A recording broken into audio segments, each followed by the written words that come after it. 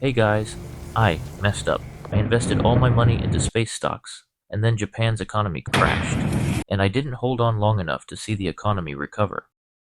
So now I'm here to review a game that came out 8 years ago called No Man's Sky. Check it out.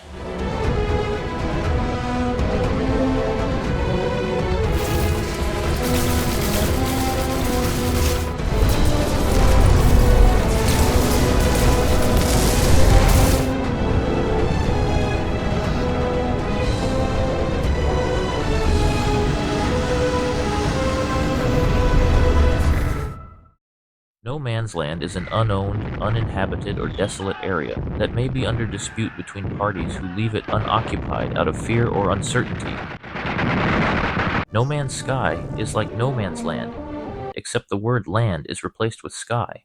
And this is important because Sky TV is a thing that exists, and they are British. Naturally, the fine Brits over at Sky TV laid claim to the word sky, which sparked a 3-year-long legal dispute between Hello Games, the team behind No Man's Sky, and Sky TV. I'm not a woman. I was born as a man. Other than that, No Man's Sky has never ever been embroiled in controversy.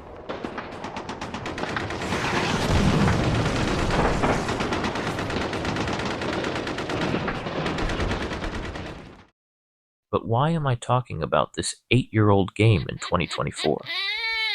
What's up, baby?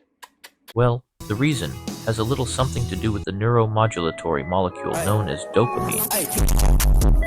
It is the driving neurotransmitter behind motivation. And let me tell you, both Sean and his team at Hello Games know a little something about motivation, which is something I clearly lack. Dopamine is also responsible for happiness.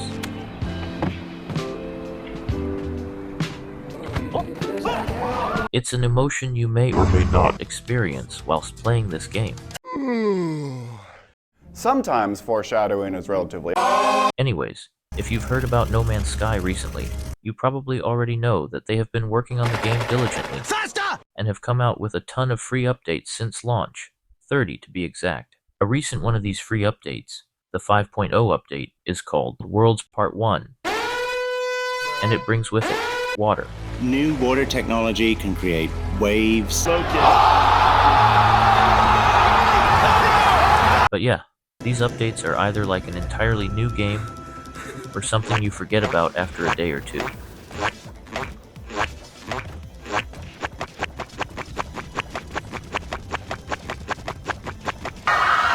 One of the updates gave you the entire VR experience for free,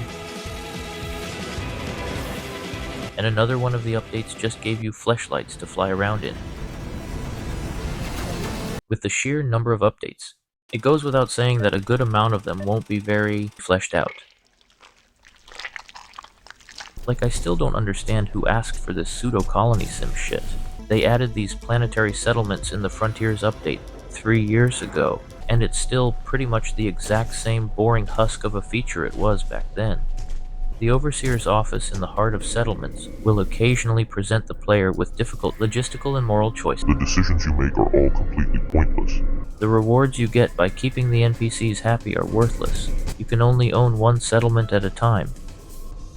And you can't even build these settlements yourself. You have to find them on planets with a settlement chart.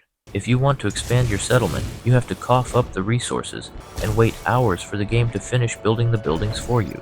If I wanted to play cock, I wouldn't be booting up an action-adventure survival game. I'd be working on my gag reflex. And the thing is, the colony sim stuff isn't even a bad idea.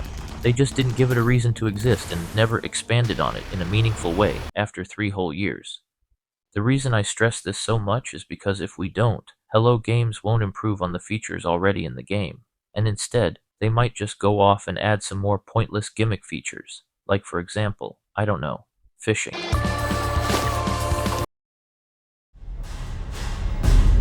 How about another joke, Murray? No, I think we've had enough of your jokes. What do you get I don't think so. when you... Add fishing instead of a deep and robust combat system? Call the police, I'll Gene. tell you what you get! Call the police. Give to society! Like a coke-addicted 9-year-old, they get bored with a feature immediately after implementing it and jump straight to something new or trendy. This new one is very sort of Starship Troopers inspired. It's something really different. Yeah, Sean, I totally believe you were inspired by the niche 1997 flick Starship Troopers, and not at all by the breakout success of Helldivers 2. The water physics are nice and all, Sean, but how about you also bring Light No Fire's combat? Back from the future. And speaking of this beautiful segue into the topic of combat, Godspeed, Spider-Man. combat in No Man's Sky plays like you're in a sinning competition against Mormons, and you're a gacha game player. The main enemies are called Sentinels. Well, actually more like these Sentinels, and they go door to door to make sure you're not sinning. And if you are, they try to persuade you to their faith. And it's not even like these things pose much of a challenge.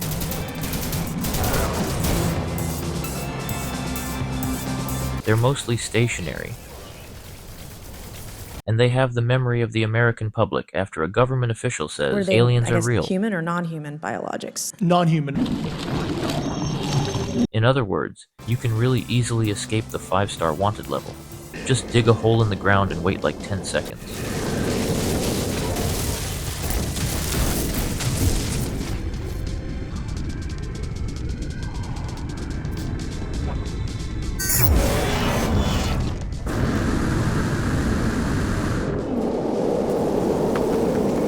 Or, if they chase you into space, you can pull into a space station.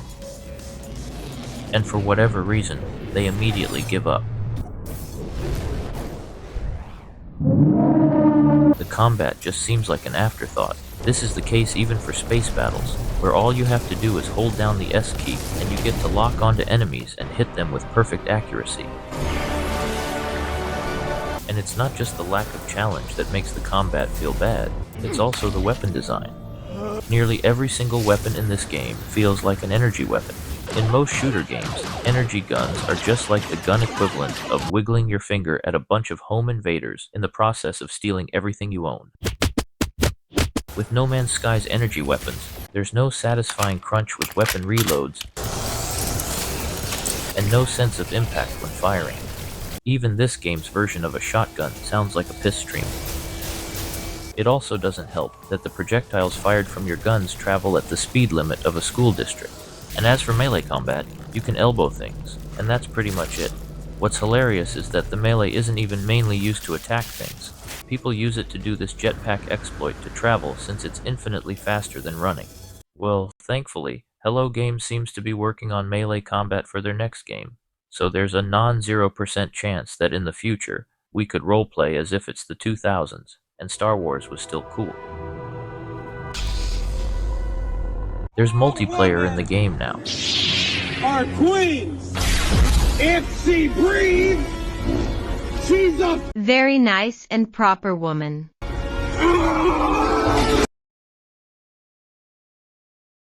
And what's the best way to bring players back to the game to play together? Expeditions, of course. A complete new way to experience the universe together. In the first expedition, players were directed through a black hole.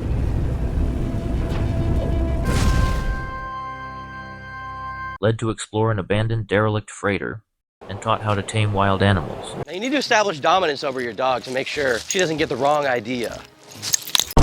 Which was a new feature at the time that came with the previous expansion to the game. Sounds pretty neat, right?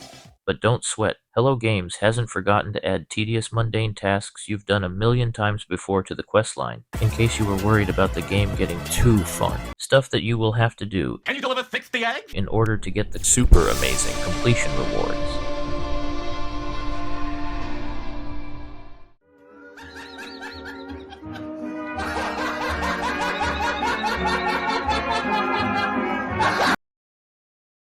The multiplayer may not be all that engaging, but the beauty of No Man's Sky is that the game is designed to be entirely playable solo.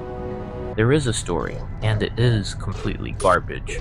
Like one of the main story questlines, literally has you traveling across the galaxy to look for like a dozen different Atlas stations, where on each, you'll be given a recipe to craft an item that you'll need in order to craft another item. whose recipe you'll learn from the next Atlas station. Where? You'll be given a recipe to craft an item that you'll need in order to craft another. But at the end of the day, you don't play No Man's Sky for the story, just like how you don't play Minecraft for the story. You play the game for exploration and base building. One goal you could strive for is finding a planet that looks like Earth.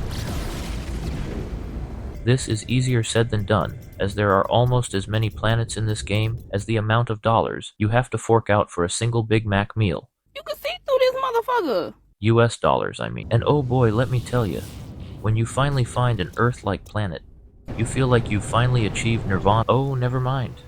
God took a piss on the sky. Looks like my world hunting continues.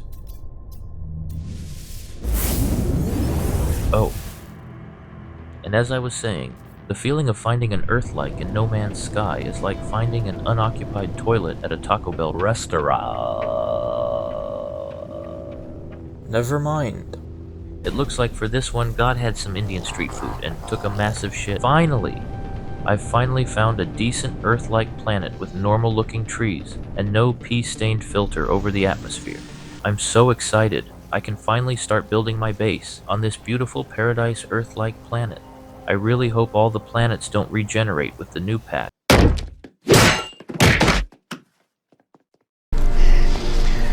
Oh, no. No. The Arcane Arcade was built on a volcanic planet. If it is messed up, I'm not going to build it again because it was a nightmare. Well, all the volcanoes are gone and there are a couple of huge plants growing in the lobby now. At least it's not buried. Thankfully, the world regeneration thing doesn't happen too often. But I would still like to see the amount of time I could have spent learning how to boil eggs to not go down the drain. At least the world regeneration recently was for adding things like dynamic weather, so I'll forgive them this time.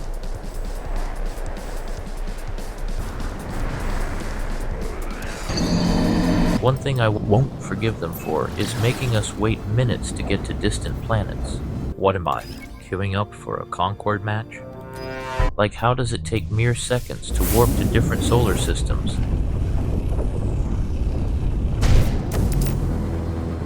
But it has to take minutes to get to a faraway planet, all whilst occasionally getting stopped by law enforcement who scan your cargo to make sure you didn't just come from the Mexican border, mercantile peddlers who are looking to offload their garbage onto you. Now we get into your bank account, I'm going to take out all the money. It's going to take me only 20 seconds to empty your whole goddamn money. And the occasional Cthulhu.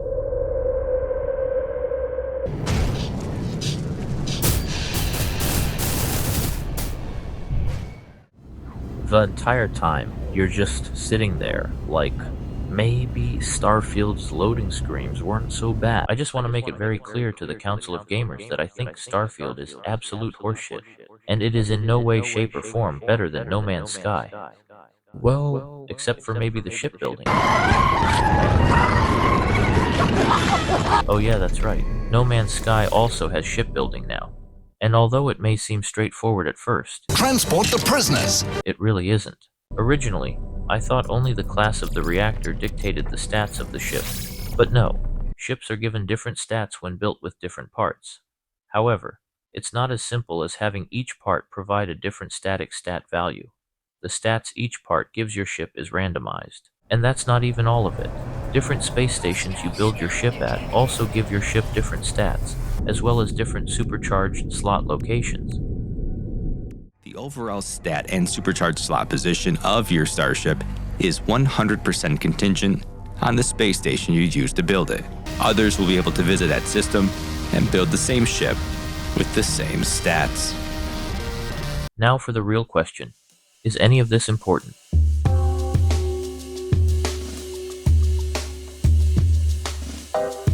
Not really. No. Although it does highlight another issue with the game. It relies way too much on procedural generation. Nothing in this game feels intentionally designed. Not even the intentionally designed points of interest feel intentionally designed. They are all just scattered across planets randomly with no rhyme or reason. You would find this same exact outpost no matter if it's on a frozen planet, a scorching planet, or a paradise planet. So even if this game does not lack content in 2024, the gameplay loop sure does feel repetitive after a short while.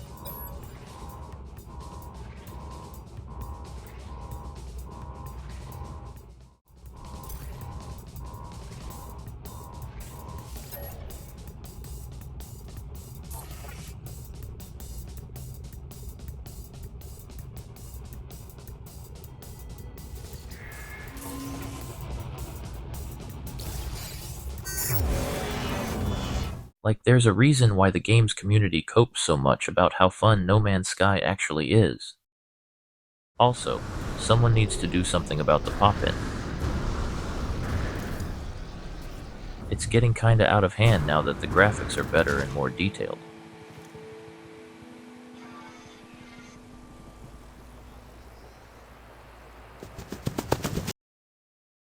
Now you might be wondering why this video took nearly 3 months to make, and why Worlds Part 1 was referenced a lot, despite it not even being the most recent No Man's Sky update. And that is because this video was originally going to be uploaded before the Aquarius update released. But when Sean started tweeting cryptographic emojis, signaling that an update was imminent, I knew I wouldn't be able to finish this review in time before that next update dropped. And sure enough, the update came just a few days later, and I couldn't make the deadline. Also, I wanted to take my sweet time, so I don't disappoint this random commenter on my last review video.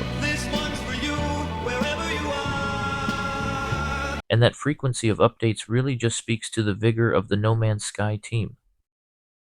I know I criticized this game a lot in the past 16 minutes, but that's because I care. You're very precious to me. No Man's Sky is an astounding achievement, and I truly believe that the game still has a lot of potential, which is why I'm going to give this game a 7 out of 10.